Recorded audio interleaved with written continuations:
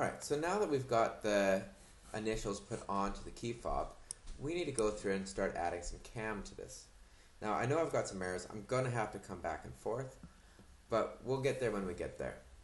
I'm going to go up to Model, and under Model I am going to select Cam. And this is the tools for using a CNC machine. There's some other machines we can use using the cam package, but for now we're just looking at 2D machining. So I've got some stuff here. I've got some new tools that we haven't seen before. First one is Setup. Now Setup allows us to set up the stock we're going to be cutting from. In this case it's the brass blank for our key fob, or aluminium or steel or anything like that. It just depends what we're making it out of. This could be out of acrylic, really. So I'm going to go Setup, New Setup. And that's going to allow me to take a look at the material I'm working with. Now, by default, it puts a box around my material. Now, that's not the size of the stock we're going to be using. We actually made this model to match the stock that we're using. So I could go Model, check, that's selected, that's good. Or I could go Stock, change Relative Size Box to Fixed Size Box, and then I can adjust my dimensions. So our depth we said was 19 millimeters, our Z was 3, and you'll see now that sucks around the box. Now I think we did this at 45, the length, not a huge issue, oh that's 55. So 45, and now our stock is matching what we've got there. Hit OK. Now you'll see here that our setup's shown up. Now this is our setup for our CNC stuff. The next thing that we need to do is make something called a pocket. Very common tool path for 2D machining. It's been around for ages, but Fusion handles it quite nicely. So I'm going to go to 2D, and I'm going to go 2D pocket. That's going to open up this dialog box here. First thing it wants me to do is select a tool. So we're going to go across tab by tab by tab this way, and we're going to go down in each tab. So for tool, I'm going to click on select, and it's going to bring up this dialog box. Now, there's a whole bunch of libraries and stuff for different tools that they've set up already. We're not going to worry about that. We want to talk about the tool. So up here, I'm going to go plus for new mill tool within the space, and that's going to bring up this nice little chart. For what we're doing, we're going to set the cutter first. So I'm going to click cutter. We're using a flat end mill. So meaning the bottom of the end mill is flat, as opposed to a ball end mill, which is round. So I picked flat end mill. Our particular one that we're using has 2 flutes. It's in millimeters. It's high-speed steel. We don't want coolant through the bit anyway. We'll have coolant later depending on what we're doing. The diameter of this bit, 2 millimeters. The length of this bit is 6 millimeters. This is our particular bit. It might change, so ask your teacher about what bit you're using just to make sure. Shoulder length's 8, that's fine. Diameter's 2. Actually, our diameter's 3.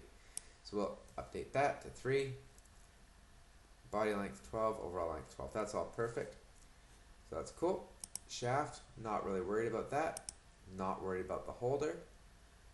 Let's take a look at feeds and speeds. Now, small bit like this, 2 flute, we're going to bump it up to 10,000 because our machine's capable of that.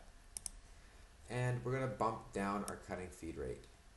We want to cut this about 300. We don't want to go faster than that. The ideal number we're actually looking for is 0.01.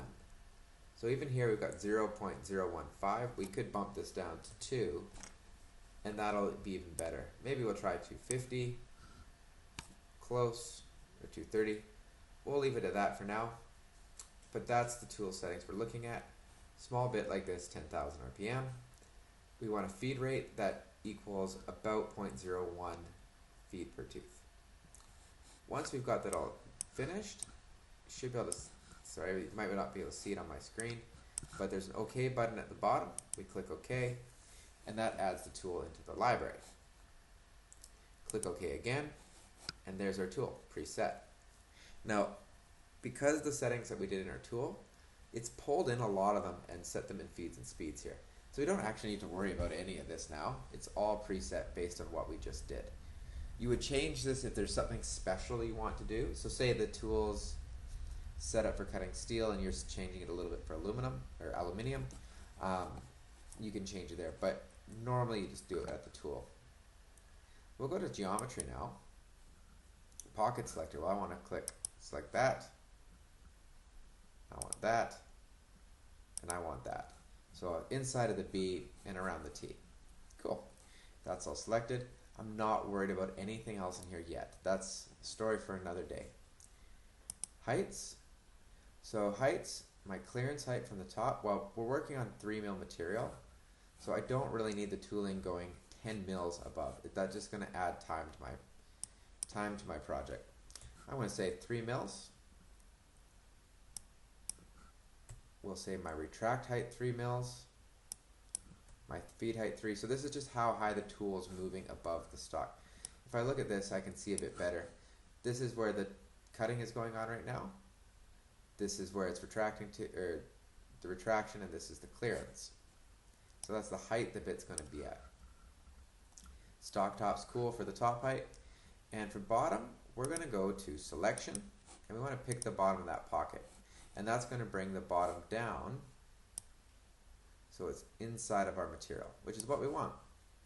Once that's all set, that's good. We can move over to the next one, which is passes. This is all pretty much standard, so we're just going to minimize that. Now, stock to leave. If we're planning on doing high-end finishing passes, we can leave stock to leave. But for what we're doing, simple machining, we're just going to undo that and machine up the pocket as we see it. This is linking. We don't need to go there yet. That is a lesson for another day. So I'm going to go OK, and it's going to figure out the tool path that we've done. Now looking at this, doesn't look too bad. I might miss a spot here, but let's just take a look on the simulate. So if I go here to simulate, click on that, and I go, we'll just orientate this a little better so you can see. I'm going to turn on my stock, and I'm going to hit play. You can see it cutting it out. Let's bump this up a little, make it a little faster. So you can see as we cut. Now, let's turn the tool off.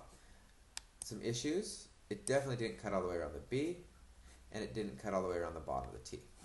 So that's cool. I'll close that, and I'm going to come back from cam, go to model, and now I'm back in that model space where I originally designed my keychain. Now I've got my extrusion that I did. So this one, that's the hole, that's the letters. If I right click on this, may have to do this one.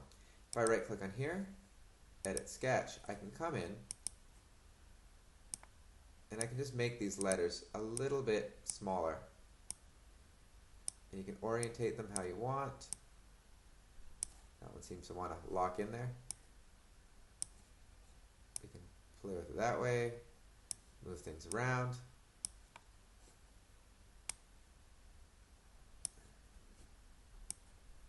Don't really know why that's locking in there, but that's okay. Leave a bit more of a gap, so I think we'll have enough space around there now. Stop sketch. It does all the updates. If I go back to model and cam, see how there's a caution sign? Well, that's because I moved some geometry. So if I right click and say generate again, it's going to regenerate all of that geometry. And now I can see that the toolpath is going around on my letters. So I'll come back here, we'll run a simulate again, full speed, and there you go. So you can see that it's cut up my initials. Perfect, just what I wanted. So we'll close that, and now we've got this one at the back to do. Now this hole is bigger than our tool bit, so I'm going to go to 2D, bore, and I'm going to click on that as my geometry. It's already pre-selected tool, so I'm not worried about that. Geometry selected. You can see that it's got a cool little helical pattern going in. One thing though with bore is top height. We want to up this just a little bit. So let's say 1 mil. And what that's going to do is make the tool path just a little longer. You can see it there ramping in. Stops the bit from breaking. Other than that, everything should be fine here. We'll go OK. Rotate that around. And we're going to stop it there, and we'll look at the next video.